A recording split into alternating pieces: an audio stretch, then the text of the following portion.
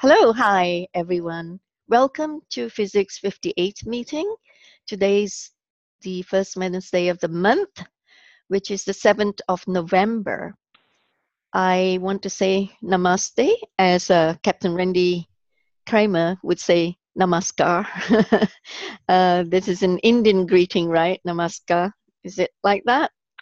Right. The difference is that namaste is something that you say to your God, and namaskar is something you say to another person. So they really mean the same thing, which is the light in me recognizes the light in you, but it's really it's a tense of who you're addressing.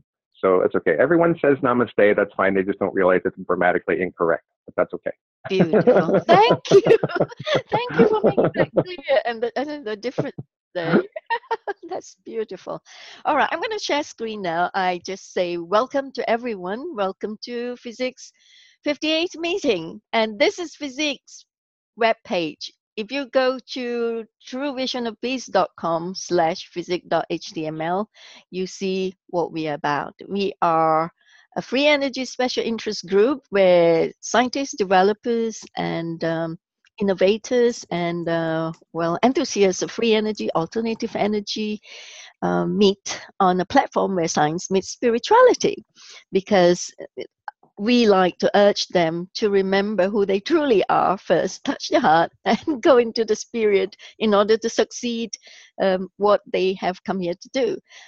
So this platform actually is free for all to express, to share their knowledge so that we can go further with what we want to do here. And not only that, I mean, some of the researchers and scientists have shared their blueprints freely here, and it's open source, and it's wonderful. And we have Patrick Kelly here with us as well, and he has, he has written this 3,000 over pages in his ebook, compiling all the free energy, alternative energy technologies that is being sent to him, or he just searched them from the internet, and it's been very popular. And everyone who's very interested in free energy actually refers to his book. It's like a textbook. And I'm just scrolling through to find where that one is being put. Okay, sorry. It's somewhere in the web page. You find it. Oh, there you are, Patrick Kelly. Okay, so if you click on these links, you find it. And today we have, if you go to the website, you see our speaker, Captain Randy Cramer, and all that he does. And it's like more of a bio here, so you can find everything here. And he's got, I put links to his name. So this is one link, and that's another link, and this is the subject that he's going to talk about, the futuristic H.R. medbed, that has a link to his interviews and his explanation about what he's going to do with them, and so on and so forth. And we also have link on Ileana, the star traveler, as well, because she has described this holographic medbed in detail in the 48th FESIG meeting when we had her talking here in FESIG. And then we had this Reverend Dennis Shipman also writing a big, wonderful illustrative article adopting Ileana's illustrations on the holographic medbeds, which is really fascinating. But here we have the man who's going to make it happen, who's going to actually manifest it. So it's very, very exciting, folks. And I hope that you will really go into our FESIG YouTube channel if you missed this meeting, and look through all the recordings that we had, and some of those are so relevant to your interests. So you will find it. It's, as you scroll down the FESIG page, you will see all the speakers who had spoken in FESIG, and some of the most brilliant, amazing people on the planet. And then you will see also, as you scroll down, the video links with FESIG meeting video links. So you click on them and just help yourself, and it's all for free. This is a service for you to, get up to date with what's happening on the free energy front. So there you are. And this is the 48th FESIG meeting with Ileana, the star traveler, where she had done a lot of work on the research of the holographic medbeds. So this is physics side, and I'm going to take that away, and I'm going to say, I'm going to show you my PowerPoint presentation. Welcome again, physics. This is physics logo. Today, 7th of November, I'm the chair, Crystal Gaw, the initiator and founder of physics, and the co-chair today is Dr. Elizabeth Donovan for the first session, when the Captain Randy is talking, and the second co-chair for the second session is James Rink. Hopefully he will be here on time, because he's not here in the first session because he has to be doing a presentation right now elsewhere. And here we have a few other pages slides. Now I won't go into details. I just wanted to go through the agenda with you. So it's a quick presentation physics, which I did to new members. We had gone round the table introducing each other to get to know each other prior to the starting of the meeting, and we have our speaker from the Secret Space Program, Captain Randy Cramer USMCss official. Oh, sorry, he just corrected me. That's not right. Okay, so I'm going to take that away, because that was lifted from another site. That was a mistake. It speaks about the SSP Electro-Magnetic Propulsion Systems and the FUTURISTIC H.R. medbeds, as it is his mission to bring the Elysium type of technology for healing humanity. And then we have item number 5, Q&A forum session, which is open to the physics executive members and the regulars that attend the meetings to participate in the Q&A session with Randy and share their thoughts and insights on free energy. So it's like a forum, it's like a friendly discussion and talk, a conversation, okay, on healing and ascension as well. And then after having done that, we go around the table as usual. So everybody has a chance to ask questions or to speak, or, have something to say. They have their say then. And then lastly, after we've done all that, we adjourn to the next meeting, which will be the 59th physics meeting on the 5th of December, 2018. Speakers is to be confirmed. All right. So, and if you want to contact me, Crystal Gaw, and the physics team, write to crystal@truevisionofpeace.com. Right. So this is it. Oh, sorry. Oh. Now I've lost you for a moment. Stop sharing. Okay. Right. So now I'm going to introduce Captain Randy Cramer's bio. He has 20 years of experience.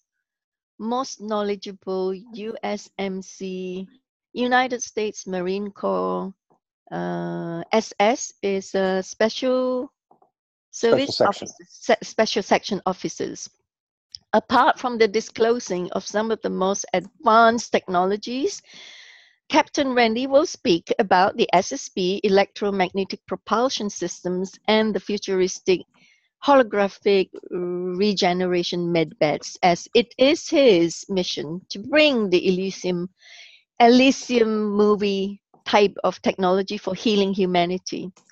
Quoting him, he said, "We should all share in the benefits of the progress of the true mastery we have over the laws of physics, energy generation, propulsion, and telecommunications from the Secret Space Program."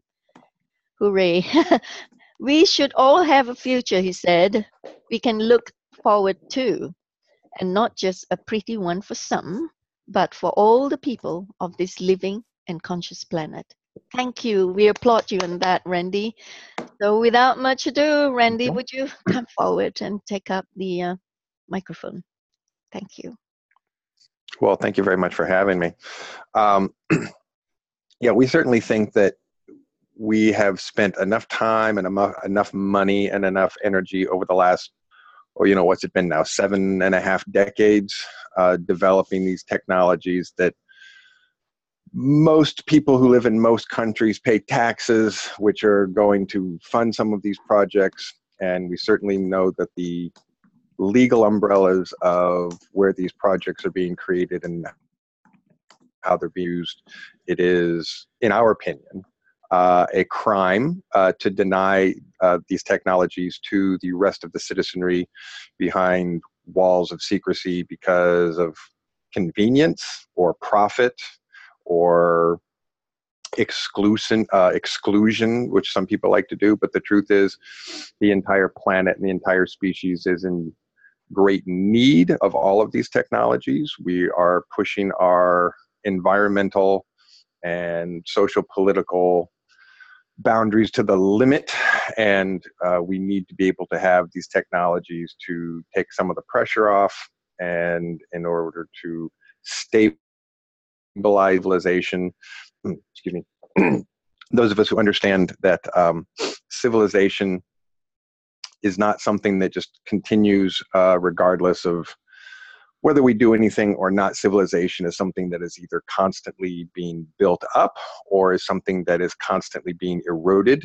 And we are certainly in a phase where our civilization, as we know it down here as surface dwellers, is being eroded. And we need to be able to restore that civilization. And to restore that civilization, we have to restore the structure of the bottom. And the structure of the bottom is restored by dealing with things like energy costs and healthcare costs and access to information and technology, which saves the entire burden of civilization, billions and trillions of dollars a year, so that the benefit gets spread around to everybody. Because we don't think that it's morally, ethically, or legally correct to have nothing short of miraculous technological advancements that we then just deny access to, so that we can continue burning fossil fuels and having invasive procedures, drug therapies that don't work or that have more side effects than they do positive effects.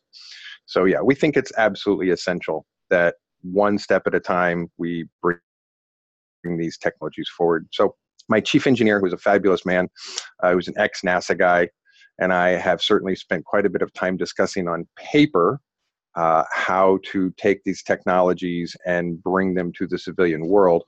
And mostly those conversations are component conversations between a couple of tech heads, where we discuss the specifics of the technologies that we know have to be built and the specifics of how we understand. Oh, excuse me. We're having a change of weather here. I have a runny nose. It's getting cold. Thank you. So we understand that we have to take these components and understand where we are sort of as a technological level in the civilian world. So, because a lot of these technologies are technologies which you build upon things that we already have now. So that the technological advancements for certain things, because we're talking about a holographic regenerating, cellular regenerating medical bed, holographic projector technology is involved here. So if we went back 30 years before we had the advancement of this holographic technology in the civilian world, we would have a really, really long hill to climb, because we would have to be developing all of that technology first. But luckily, since the civilian world has been developing holographic technology for some years now, we don't have to start at square one. We basically get to start with the technology that we have, and then take some engineers and turn it into the technology that we need it to be, which is basically about precision, having tools that do things to a certain level of precision that they don't do right now, in order to get them to be able to do what the technology itself does, which is essentially physics in the terms of harmonic frequency resonance.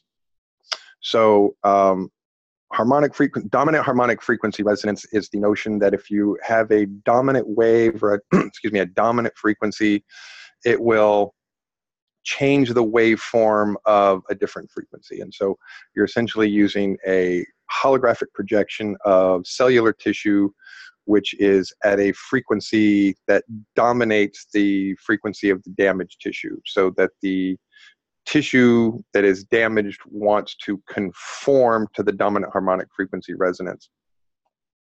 Now, I do discuss this in some generality, and I have done so before, and I will just point out to anybody who thinks that they can take what I'm saying and turn it into a operable prototype. No, you can't. There are a few details which my engineer and I will not certainly discuss publicly about components and about operation and about safety issues. So there's more information that I know about that's proprietary that we simply won't discuss openly or publicly because we're not going to have our idea stolen by anybody.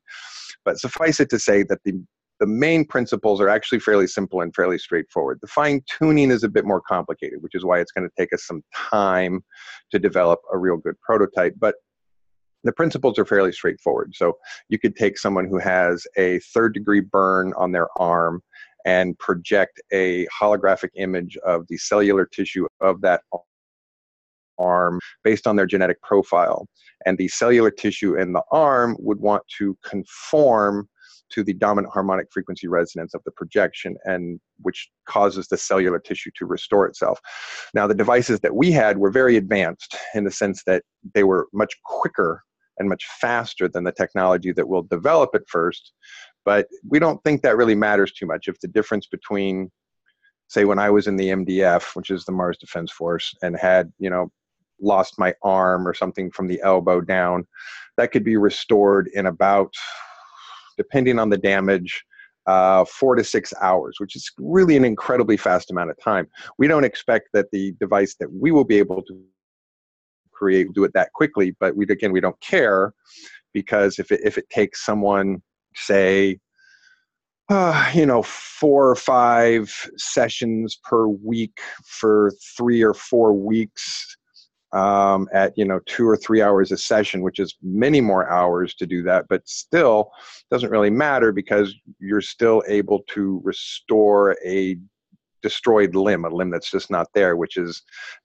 medical technology that we don't have in the civilian world. And so we think it doesn't really matter that it takes longer. You're still going to have a device that can restore damaged limbs, that can take, in particular, we like to think of number of veterans that we know that have lost arms and legs, and we think it's a priority, since people like me, as veterans using this technology in military theaters that had my arms and legs blown off a lot of times and I got them put back on, I feel horrible anytime I see a guy from Iraq or Afghanistan who has an arm or a leg or multiple arms or legs missing and does not have access to this technology to grow his limbs back because of walls of secrecy or exclusion or whatever. I think that's criminal.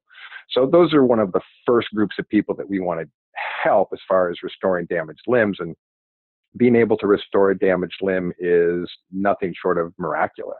So we think that once we can demonstrate that with a workable prototype, that it's not going to be the big in the world to bring it to people at that point. Once you can demonstrate it and people can see it, they'll demand it. They will demand and demand and demand until that technology has access to the known medical system that we have right now for people to get treatment in. So we think that it's something that we can insert into the medical system as we understand it, that it's something that is a less expensive treatment and a less expensive therapy that can be provided for pennies on the dollar compared to what invasive procedures and very expensive prosthetic limbs and invasive procedures, and in some cases, again, drug therapies that don't work very well, that this technology is very marketable in the sense that it's pennies on the dollar compared to many other treatments and can do more. And so I have had this discussion recently with people who say, yeah, but you've got, people who are going to fight you for it. And, like the American Medical Association, like, yeah, but the people who are really going to end up making the decisions to make this go forward are going to be hospital administrators and hospital boards, because those are the people we're going to go to. And essentially we can bring a business plan to those people that says, here's how your hospital or your clinic will do better as far as being a profit and loss medical industry machine in order to provide both better treatments, better services at a cheaper rate, which then means that hospital administrators and hospital boards get to make more profits, which is how we think that most of these things are going to be implemented into the civilian world, is not by taking a technology that comes in and shatters current technology or current marketplace systems with something so advanced and so miraculous that, you know, you break somebody's economy with it. We think that by inserting these technologies into the current economies, into the current market-based systems, is how you fix them. Most of these market-based systems are broken in the sense that, you know, they're overburdened, they're not providing great service, and their cost overruns are ridiculous. So we think that inserting these technologies into sensible business plans, into sensible areas of the marketplace, is how we're going to get them to happen and how we're going to get things to change. Throughout history, major changes have come when somebody developed a piece of technology and was able to implement it into the market system and get people to accept that technology as something acceptable and preferable because it built something better, stronger, more durable, or had a cost that was less. So we think that we can do the same thing with these technologies. We don't think that they have to be expensive. We don't think that they have to be outrageous. We don't think that they also have to be so inexpensive that they're going to break current models or market models. We think that we're more than capable of inserting these into market-based systems that we have now and showing the people who are managing those systems how their profits will go up, and the dollar cost per person will go down. So as far as access to the average citizen for this technology, once it's really out there, will be far less expensive. Anything that they're, you know, having to go through now as far as more complicated and more expensive procedures, or again, drug therapies that don't work sometimes. So eventually, you know, we're able to see this as something that is cost effective at the ground level, so the patient cost is less than anything else that they're paying for at the moment. So that will make the cost for the healthcare treatments lower. And we think that by showing the hospitals a way that they will make good profits, will make everybody happy. So, and again, once you demonstrate that it works, people will start to demand it. And so while there is a certain opposition, we don't think it's going to matter once we have a provable, demonstrable prototype that functions, and we communicate directly to hospital administrators and boards about how they're going to do better and how their reputation as hospitals will go up, and how it will help them and their business model in general. So we think it's very doable to do it that way. And we think that once we solve the component problems and get engineers working on it, that we will be able to have a prototype, functional prototype, in 5 years, maybe less. And then depending on the breaks, once we have a functional prototype, to work on the protocols for scalable devices, you know, could be 10 years, but those are estimates on paper that we can't really say more about until I have engineers who are working on component problems. When I have engineers who are working on component problems for a year, then we can have a much better guesstimate on how long it's going to take till prototype and functional business model. But we don't think that it matters that it's going to take a few years, because that's still probably going to be a lot faster than this technology will reach us from the other side of the secrecy barrier, which can take decades longer than it will take for us to develop them, do the research development in a laboratory on our own. That's the gist of it. Any specific questions you would like to ask? That was so amazing. I mean, this is music to our ears, Captain Randy, because FESIG, the group here, has been asking for the release of the healing medical pods and, you know, this futuristic holographic med beds to the people from the SSP. For a long time now. We've been seeking, and we've been looking, and we've been asking questions, and here you are. You're actually really doing this. I just wanted to say, before I go any further, I think Penny will have to run leave the meeting. So I leave it to you, Penny. If you have anything that you want to ask Captain Randy, do it now before you disappear for your dental appointment. Go on then, Penny. Wow. His branch used a different technology than my branch did. Mine was on lease from the Mantid Empire. From my experience, the Mantids out there are the best healers there are. So it's a very different approach than what I was used to. So I was sitting here listening like everybody else. Mm-hmm.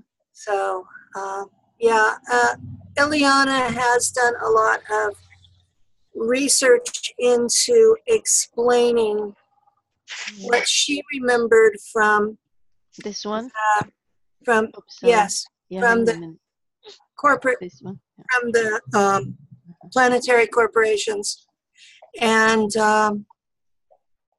she used that in her service as well. So I'm thinking that the Germans just were different and made everybody else make up their own. But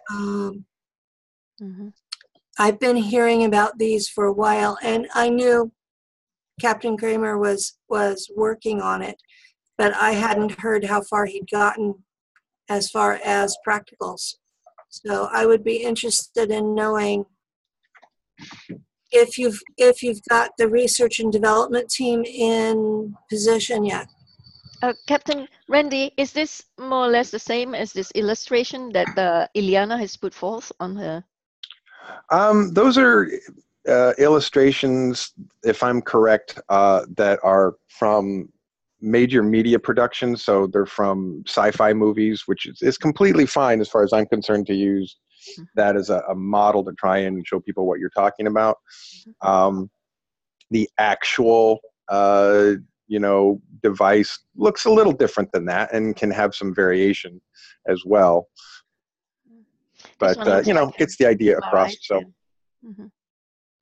yeah, some of these are also like robotic surgery units, which are pretty impressive, but isn't exactly the same technology that we're talking about.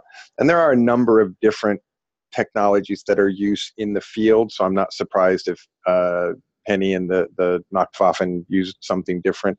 I know that we were purchasing the holographic medical beds that we got from an intergalactic source. We were purchasing them from a species that makes these really, really advanced holographic regenerating medical beds. So I'm not sure what the state of our constructing them on our own is. We might be able to have an agreement right now that gets us to import them from someone who can make them cheaper.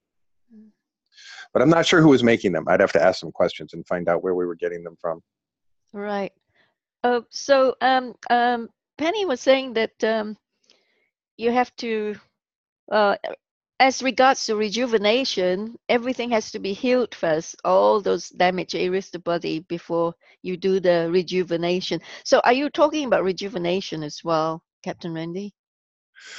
With your prototype? The way the holographic regenerating medical bed works, or holographic cellular regenerator, it doesn't have to be a bed. As far, like I said, it's a scalable technology, so you can have something the size of a bread box that can heal a hand or a foot, or something that's not bigger than a portable, like, dental x-ray unit that can heal damaged tissue in isolated areas along the body. The bed system is really only necessary for really bad damage in large portions of the body or all over the body. But it's essentially is working on, again, telling the tissue itself to restore itself. So it has a way of overriding the body's sense of limitation on what it can restore by telling the body, no, you can restore this to 100%. And then the cells within the body just continue to restore and rejuvenate those cells and restoring the damaged tissue at the same time. So it does everything at the same time. You can be rejuvenating and healing tissue in the arm or in your liver or in your lungs while still rebuilding damaged tissue on a damaged limb or an arm or a leg or third-degree burns or something like that. So it works on everything all at once, to answer that question. Wow. It's so amazing. Okay, I have a question. Are you familiar with Bearden's provisional patent? On the MEG? No, Bearden's provisional patent of 2001. What was that for? I thought that was the MEG patent that he had on the motionless electromagnetic. Oh, you don't know about that one. Okay, let me do a share screen. Then please tell me. Yeah, I don't think I know about that one. I know we got the MEG patent about that time, but I don't know what else you're talking about. Please share. Okay, let's see if this will work. I love Tom Bearden. He's one of my heroes. Okay. Do you see this one? I can see it, but I can't really read it because I'm having to use my phone at the moment. My laptop wasn't It's a method, system, and apparatus for conditioning electromagnetic potentials. Eliza, could you zoom in? Oh, I can zoom in. Ooh, look at that. No, Eliza. Yeah, okay. No, it won't zoom in. Mm-hmm. But this is off of the I can zoom in with my fingers and make it clear. So okay. Right. Okay. So this one is talking about exactly what you're talking about. And it's using phase conjugation to restore a biological system to its previous state. Oh, yeah. Yeah. Looks like that is, huh? Interesting. Yes. And I know people who've done experiments with this, and it does work. Oh. Yeah. Okay. Interesting. Oh, no, that might be something I'll have to talk to him about. Very cool. Okay. Yeah. And no, I had not seen that before. Very cool. Oh, yeah. And in this thing, I mean, there's like 20 different illustrations. One of the last illustrations is something that looks like a holographic bed or a cot. And I mean, this is back in 2001. Wow. Oh, look how that slipped under the radar. Yeah, I hadn't even heard. No, I'm familiar with Dr. Bearden's work too, and that's the first time I've ever heard of this. Yeah, it's exactly what you're talking about. Now, an interesting thing about this is that there was someone else that I know that is doing a paper right now. I probably shouldn't mention his name, but it's on using quantum potentials to entangle to a previous version of itself. You know. Oh, okay. Right, and this is used. It's using phase conjugation for healing, because what you're doing is you're taking the pattern of the uninjured tissue from the past state and then overlaying that over the present injured state. Right. That's exactly what we're talking about, yeah. Here it is, right here. Exactly, yeah, that's exactly what we're talking about. Yeah. So is the phase conjugation method, is that going to work with the dominant harmonic frequency technology that Captain Randy's coming up with? That's actually not necessary with this one. What you're doing is you're quantum entangling it with its past self that before it was damaged, and all those patterns. Yeah, as it's been explained to me, really the way it's been explained to me, the most advanced methods that we have for healing the physical body come from waveform technologies.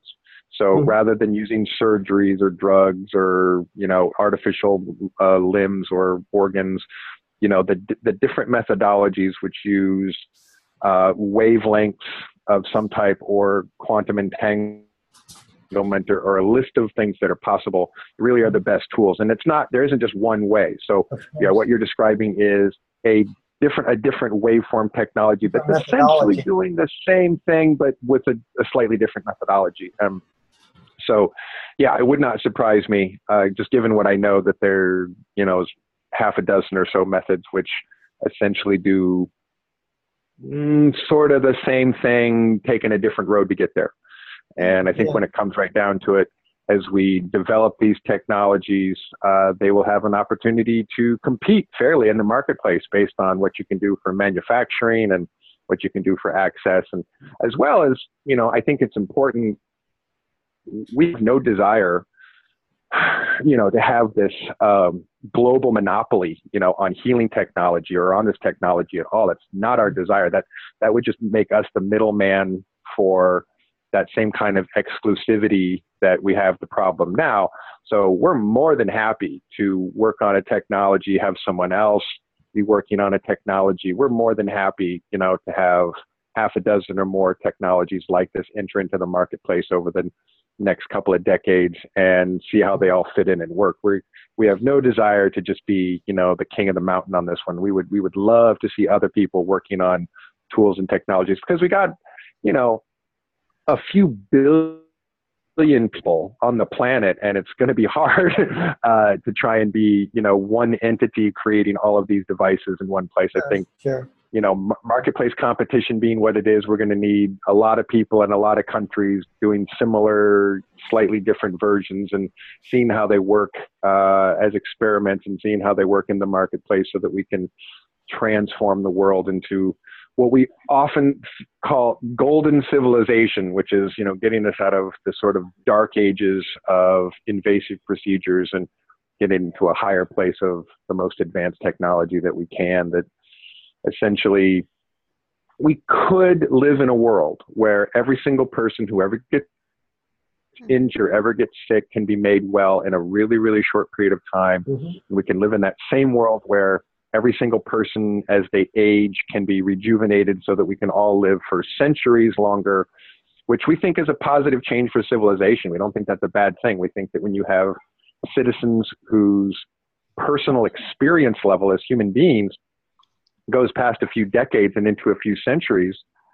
well, we think you've got better citizens. I think you have better informed citizens. We think you have smarter citizens. We think you have citizens who know the tricks, and, you have a better world when you have, really, we think when we understand how long other species tend to live, and when we compare that to our own lifespans at the moment, we're a planet of children. Even people who live into, their 80s and 90s or reach 100 by many other standards in the galaxy is child age. It's not even grown-up age. So we're really still living in a world of children. And so we would love to see our ability in the intergalactic community to grow up and be a planet of adults by living centuries instead of decades.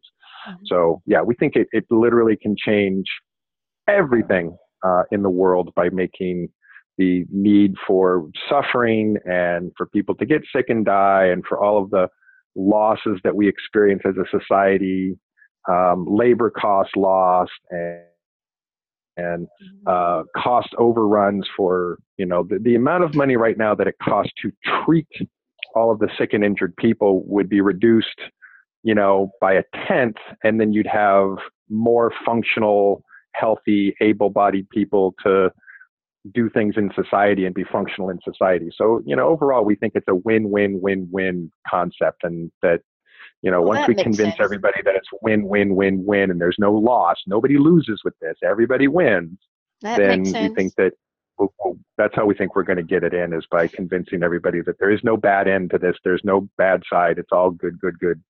Sure. Captain Randy, when you and I were talking prior to this meeting, I was like having my heart in my sleeves and thinking, my goodness, whatever happened to all those scientists and researchers and developers of free energy and alternative energy in the past who had been suppressed with their inventions and who had been given murder threats and things like that, death threats and all. And here you are, you're talking about releasing this technology to heal all human ills and diseases and whatnot. And you said that you had the clearance to do it. I'm really sure a lot of people have this big question mark. How did you manage that? How could you? Yeah, that's the big advantage for me, is that when I was asked by my superiors, which are the command staff of United States Marine Corps Special Section, if I wanted to go public with my story, about 7 years ago. And at first I said, no, I have no desire to do that. I have no desire to bring my story to the public. I have no desire to be that guy, as it were. It did not seem like it was going to be the type of job that anybody would live long at. But I was made very clear to me by my superiors that I wasn't being asked to do this as an individual who would be at risk as an individual, but that I'm being asked to do this still as a member of a personnel and officer under rank and security clearance of United States Marine Corps Special Section, and that I would have the sanction and protection of my superiors. So that does give me an edge that a lot of people don't have, because I have some people who are looking after me and watching my back and making sure that I don't get assassinated or harassed too badly, because, you know, I have perhaps the most advanced military intelligence organization at my back to do that. So when I was asked to come forward, I was activated under something called the Independent or Emergency Field Commander Clauses of the United States Marine Corps Special Section, Special Code of Conduct, which, long story short, enables officers to act as independent field commanders or emergency field commanders to operate public relations, research and development, and criminal investigations in order to restore to simplify executive, legislative, and legal functional control of the law and of these programs in a way that they should be. When you have so many of these programs who are outside the normal legislative and executive control, it's a violation of constitutional law in this country. For those of you who are not that familiar with United States constitutional law, you're not supposed to have covert military programs and these programs that are outside the influence and jurisdiction of the executive branch and of the legislative branch. And we're supposed to have a legal procedure in which the public has a voice in this, as far as what they communicate back and forth to the executive and the legislative, and how the legislative and the executive make laws, implement laws, executive orders to sort of make all of that function. So we think that the notion that secrecy is less important than truth at the moment, because secrecy becomes more dangerous than truth, we think is a legal mandate to do exactly what we're doing. That we're not in violation of the law by doing this, that we're not in violation of the Espionage Act by doing this, that we're absolutely within our legal rights and boundaries to do so, because we are restoring lawful operations of branches and programs which have been outside of lawful operations for decades. And so we think that the key to getting all of this, you know, together under one roof and functioning is restoring that control. So we think this is just one step in that direction, and by sort of forcing some of these tools out of the iron-fisted grip of some of these programs is how we're going to do that. So, yeah. So it's fabulous to be given permission to do that. It's a unique position to do that, and it means that people are going to have a lot harder time, giving me crap or harassing me or shutting me down than they would someone else, because I got people watching my back. So, in other words, Captain Randy, you're saying that because the pharmaceutical and medical cartel will have huge, big business losses, so they probably would have been briefed to lay off and let you carry on with what you do. Well, if they're smart, they'll cooperate, because, again, we have business models that enable everyone to, have a satisfaction model. Mm-hmm. So that, no one has to be the big loser in this one, so that we can implement everything and then everyone mm-hmm. can continue to get something out of it. And so we think that it's more than possible for these organizations to work with us, cooperate with us, and see the benefit of the future and do better. Mm-hmm. Essentially, their business models can do better with changes in them.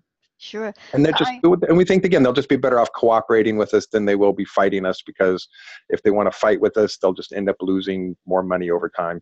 Okay, that makes sense.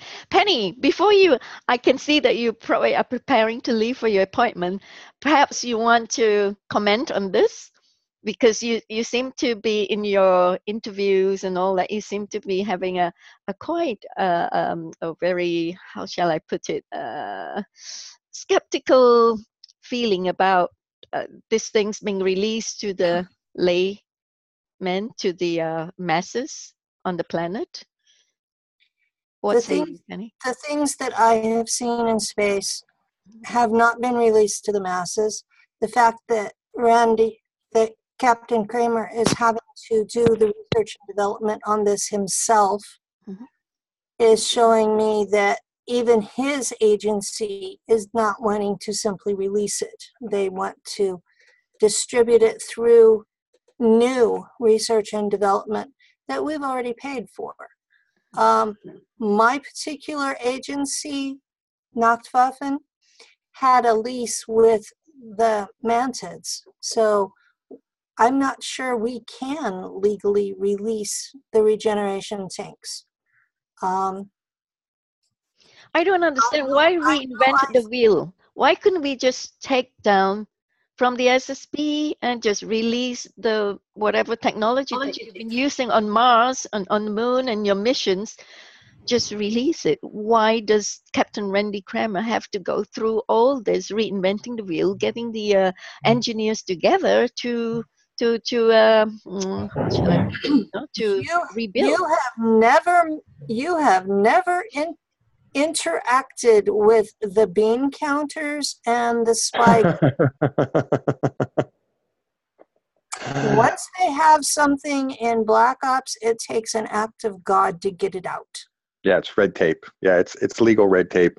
Essentially, what it would take to get my superiors to be able to legally hand me a blueprint or a prototype could take 20 years, where, again, it could take me 10 years to have a functional prototype. So we've done the math and we've done the calculations, and the truth is that the amount of time that it would take them to legally be able to do that is probably going to be longer than it would take us to build a prototype from the ground up. Okay. So yeah, red tape. Really, it's about red tape. Yeah. The co-chair was making some sign language. Yes, yeah. Okay. So one thing that I wanted to point out is all the tech that they have in the secret space program originated somewhere. And all we have to do is go back to those origins, find out where they got it from, and then move forward from there. Well, I know that the regeneration tanks that we used, that it's basically an acrylic cylinder that's 2 meters across and 3 meters tall. And it has metallic lids. It's one of those chambers where you don't feel any sensation inside because the gel you're in. And I know that the gel is actually made from black goo that has had its sentience removed. So you're dealing with a computerized AI gel that is capable of doing the healing itself. And there's a computer attached that programs the gel. Now, that's the basics. Now, implementing that is a really big deal. And they've already done it, and they're leasing it to us, or at least to the German fleet. But it will heal anything. An experienced operator can even improve your personal genetics through the tech. It's just a matter of knowing how to do it. But at the same time, I'm sitting here on Earth. I don't have the quantum computers that they had there. I don't have the ability to produce that size of a tank, and I certainly don't have access to that much black goo to desensitize. Must be very frustrating. You just told me why we don't use that technology, because it involves reprogramming black goo. We would never use a technology that involves that stuff. We don't trust it at all as a technology. So I can tell you right now why we would never use that technology. But are we talking about the same black goo that originates in the Himalayas? It's the same black goo that is in the Falkland Islands that the war there was over. Oh. God. Yeah. With that being said, I'd like to share one screen, and that's out of the provisional pack. Please. So let me do that. Okay, are you getting this one? Yep. Okay, so right, that's figure 29. Again, it's small. I wish you can zoom in. I wish I could, but it just won't zoom in. Oh, that's interesting. Isn't it? Yeah, yeah. Oh, that is absolutely fascinating. Okay. Interesting. All right, Captain Randy Cramer, you said you got your team and you are producing the prototype right now. Well, Surely no, I have a chief engineer, mm-hmm. and we would love to hire some more engineers to work on it. And Sure. when the time comes that we have the funding Mm-hmm. that we need to do, which is just a certain number of millions of dollars to get off the ground. So it's a good chunk. And we've certainly had conversations with funders about that. Mm-hmm. At this point, the problem is that most of the people that have wanted to help with funding want way more in return than we're willing to give them. So there are certain people who wanted to help participate, but they want things. They want, patent control or, certain, Mm-hmm. yeah, or certain, control of the company, as it were. And we don't have no intention of letting anybody do that. So we'll be patient. That's why you need to do more interviews so the people arrive out from the there system. can hear what you're doing and contribute in a philanthropical way. Yeah, I mean, if you need more in your team to develop faster and quicker, we have it all here in FESIG. I mean, we can send you some scientists if you want. And to start off with, Dr. Eliza Donovan. I'm volunteering. Well, and while I appreciate that, we don't want anybody to volunteer. I think that our team has to be paid engineers. They have to have some job security. Some kind of payment. Oh yeah. Well, I mean, we don't want someone to spend a couple hours a week, that they can volunteer. We want people to spend their 40 to 60 hours a week of hard labor, developing and working around the clock to sort of get this up. I would love to do that. I've made it very clear that we won't even start the process until I can afford to pay, my teams of engineers for a lengthy enough amount of time to get the job. There's no way that I'm going to start a project, get 3 years in, and be like, oh, sorry, we're running out of money. We can't, keep up the project. And so that's why we have this sort of threshold startup cost. Right. I'm just calling out to our listeners. Please play back this video and listen to what Captain Randy is saying about replicating this holographic medbed. Yeah. So you could pass it forward if you got some extras. He's looking for 20 million to. Am I correct, Captain Randy? That's a startup.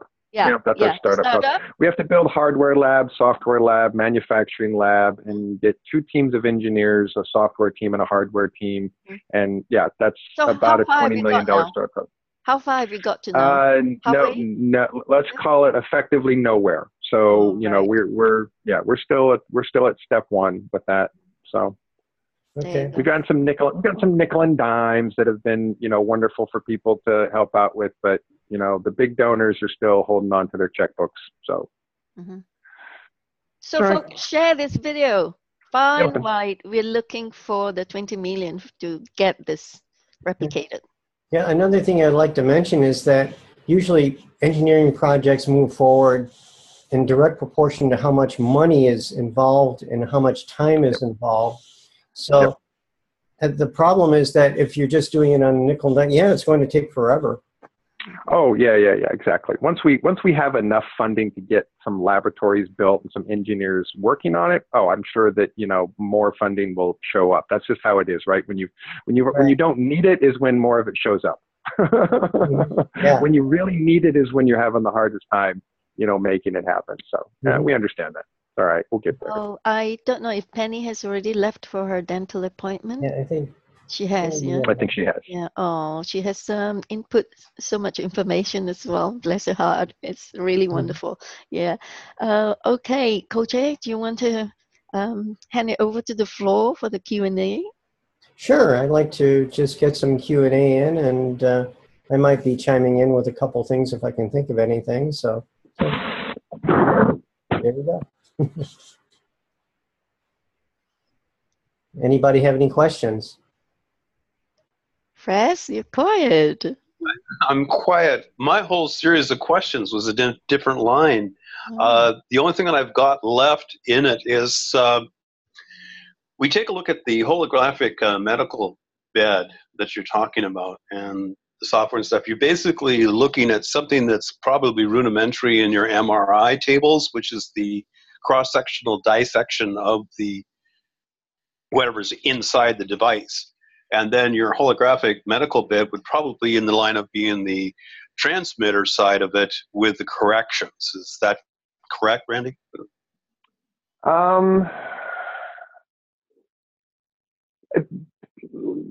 Basically, yeah. Again, I don't want to talk too much about proprietary issues and proprietary details, but you're on the right track there. Yeah, you're on the right track. When I was doing my research on you and going through the other stuff that you've covered in very big detail across the spectrum and stuff, the one thing in line with this table, and we take a look at how the dark state is handling people and the disappearance of people into either black ops or into these different programs. We see intergalactical type of ramifications and terrestrial. And on the terrestrial, we see everything from harvesting of tissue to serums and that type of stuff, clear into things like sex trafficking and other nefarious things.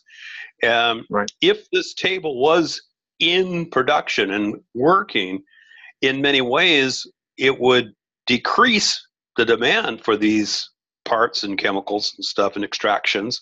But on the other side, you may be looking at what would be the living hell, which is similar to what you talked about with other under interviews, which is this regeneration from basically being decapitated and brought back to life. So I have this two sides at once that's kind of a dilemma in the ethics of implementation. Do you want to elaborate a little bit on that? I'm happy to.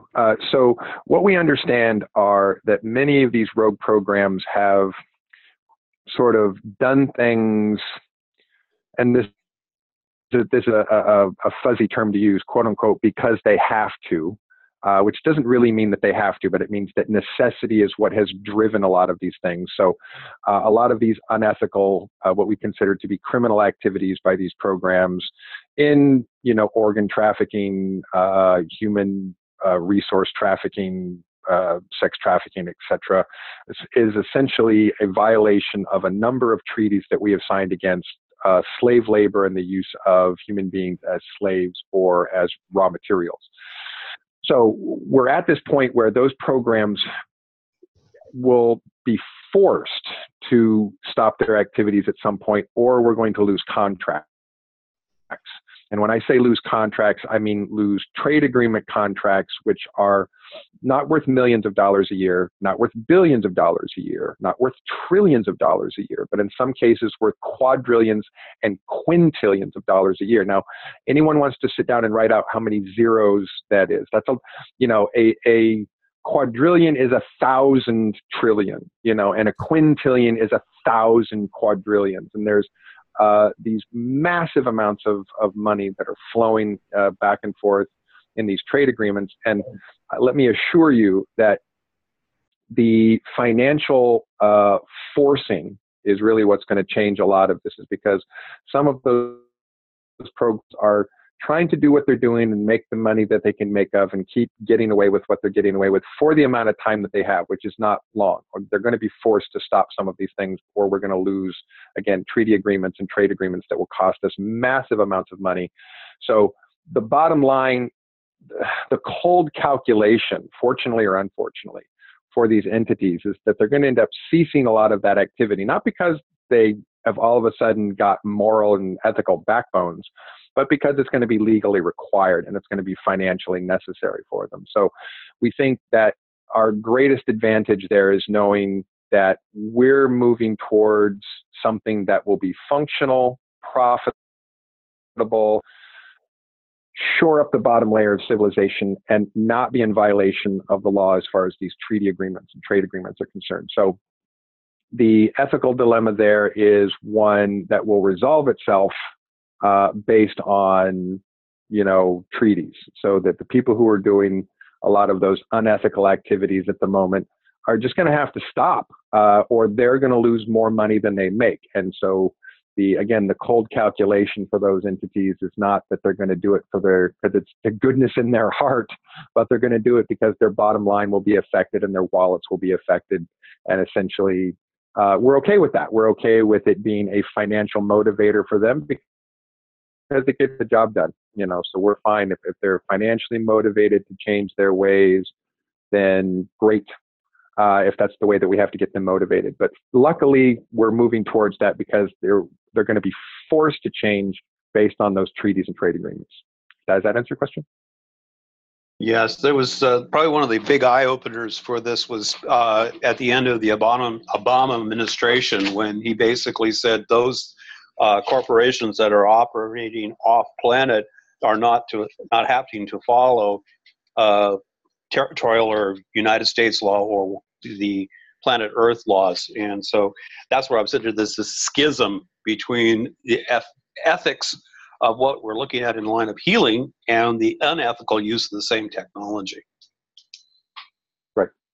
Right. And that's the problem that we've been having for decades, is trying to resolve the rogue programs who, again, are doing things, quote unquote, because they have to, but again, isn't really because they have to.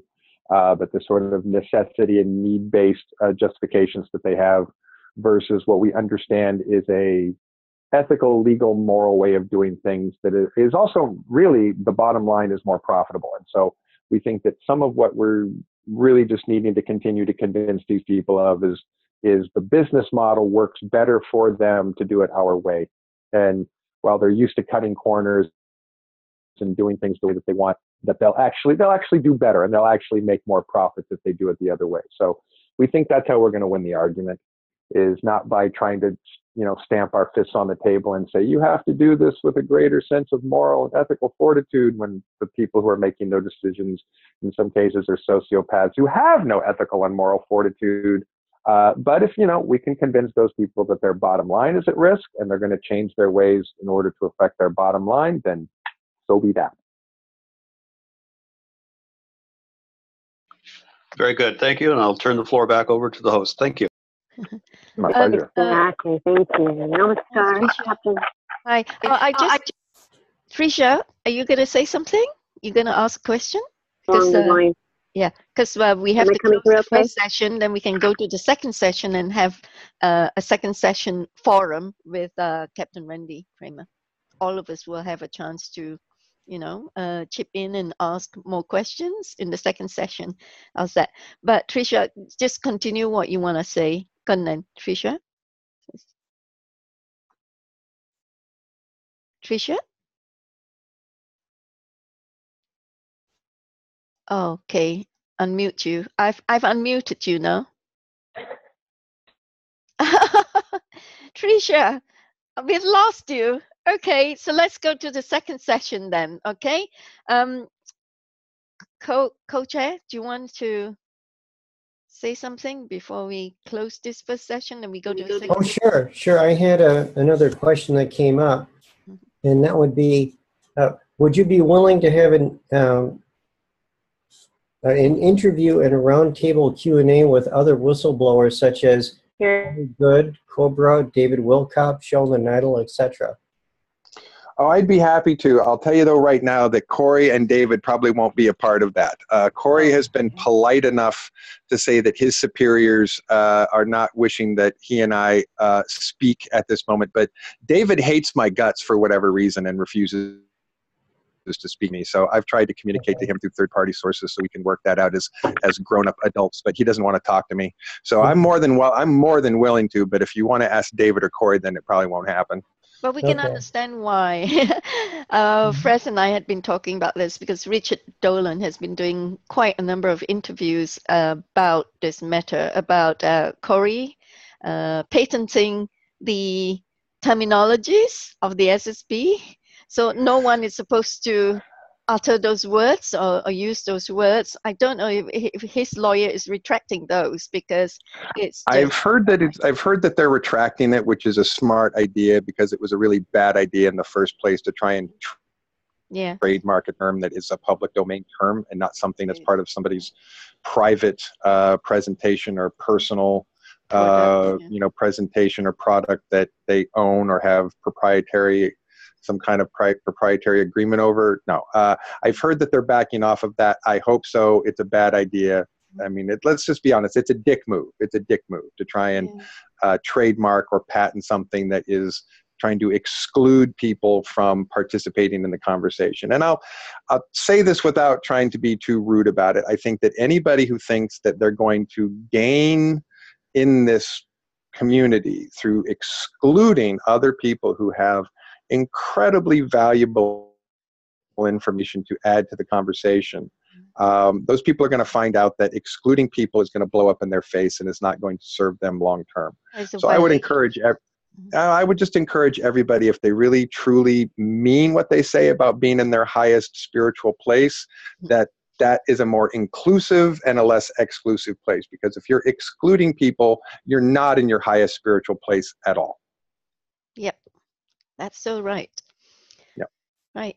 So I know that the SSP community, the super soldiers aren't too happy with Corey, and it actually, went on for a while, and then this happened. So now we understand why, and certainly we can understand why you won't be able to have a roundtable conference with them. Yeah. Again, I'm happy to be there, but if getting them to show up might be the tricky part. But I'm happy to be anywhere and have any conversation with anybody at any time. Thank you. All right. So shall we then adjourn to the second session, because we don't want to have too long a video, and let's do that. It will be a little bit difficult to process as well. Right. So there being no other business here on this first session, we will now adjourn to the second session of the 58th FESIG meeting today, the 7th of November, 2018. Thank you.